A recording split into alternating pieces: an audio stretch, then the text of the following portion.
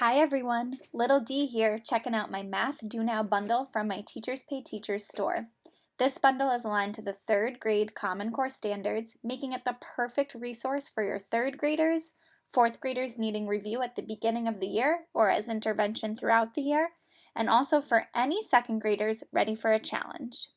The bundle includes 10 packets, each with 20 days of content. It is available as a printable PDF as well as a Google Slides version ready for your distance learning needs.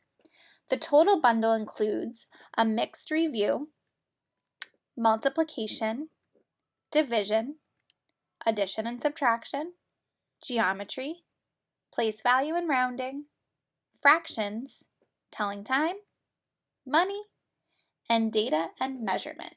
Use them to accompany your 3rd grade math units as independent center work, a warm-up to launch your math class, to track progress towards IEP goals, and more.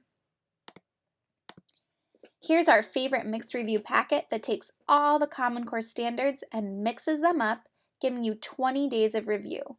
Inside you'll find a mix of problem types, from fill in the blanks to drawing, short answer, working with clocks, data tables, and more.